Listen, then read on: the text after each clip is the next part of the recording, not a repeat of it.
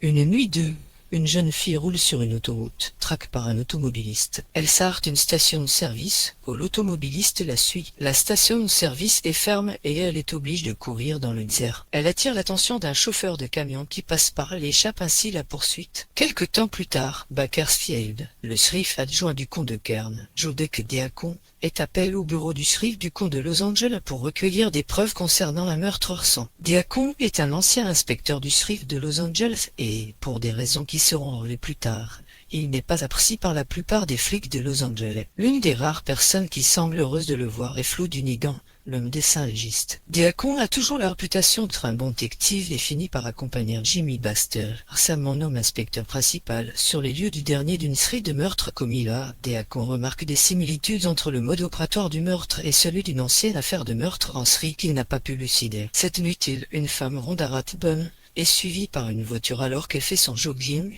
et est porte disparue le lendemain matin. Baxter apprend du capitaine du commissariat Faris que Deacon a divorcé et qu'il est victime d'une crise cardiaque à cause de son obsession pour l'affaire non résolue. On lui conseille de ne pas l'impliquer davantage, mais Deacon prend des vacances pour aider à résoudre l'affaire de Baxter. La nuit suivante, la police découvre le corps d'une autre victime sous un pont. Baxter apprend que le mode opératoire est courant avec le meurtre pactant et les meurtres en trieur. Les victimes étaient toutes des prostituées poignardes mortes. Deacon commence à enquêter sur Albert Sparma, un suspect travaillant dans un magasin de réparation situé proximité des meurtres. Deacon prend Sparma en filature. Sparma se sait suivi et nargue Deacon en se garant sur le bord de l'autoroute, l'endroit où l'un des corps se retrouve. Les inspecteurs donnent Sparma pour l'interroger. Sparma se moque des inspecteurs pendant l'interrogatoire et relève après avoir provoqué la colère de Deacon. Pendant cette partie du film, la seule personne qui ait pu voir le tueur, la fille de la scène d'ouverture du film, est amenée d'essayer d'identifier le tueur, mais parce qu'elle a accidentellement vu Sparma dans le couloir, son témoignage est faux et inutile pour la police. Le FBI est appelé prendre en charge l'enquête dans la semaine, ce qui laisse moins de temps Deacon et Baxter. Faris informe Baxter que 8 ans auparavant,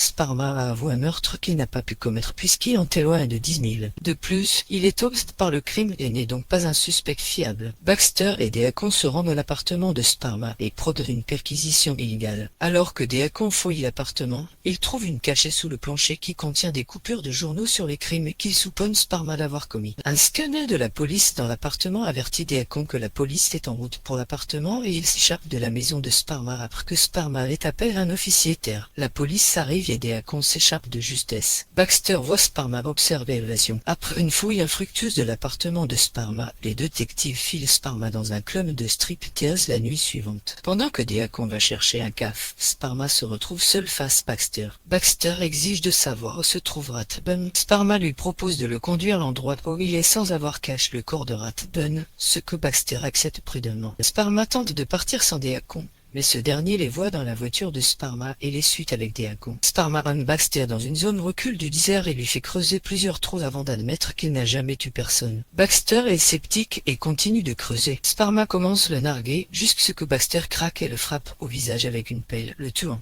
L'arrivée de Deacon, un flashback dans lequel il a accidentellement tué l'un des survivants de sa dernière affaire de meurtre et que Faris et Dunigan, le coroner, ont étouffé l'affaire. Deacon demande Baxter d'enterrer Sparma dans le désert. Deacon passe la nuit à rassembler tout ce qui se trouve dans l'appartement de Sparma et retourne dans le désert le lendemain matin pour découvrir que Baxter n'a pas enterré Sparma et qu'il est toujours à la recherche de la victime. Baxter est pas tout pour croire que Sparma est le tueur, espérant ainsi se donner bonne conscience et clore l'affaire. Deacon lui conseille d'oublier l'affaire car elle le hantera toute sa vie. Plus tard, chez lui, Baxter revoit une enveloppe envoyée par Deacon contenant une barrette rouge comme celle que portait Rhonda Rathbun lorsqu'elle la enlève. De retour Kern County, Deacon brûle tout ce qu'il a recueilli dans l'appartement ainsi qu'un paquet de 4 barrettes flambant neuves auxquelles il manque une barrette rouge.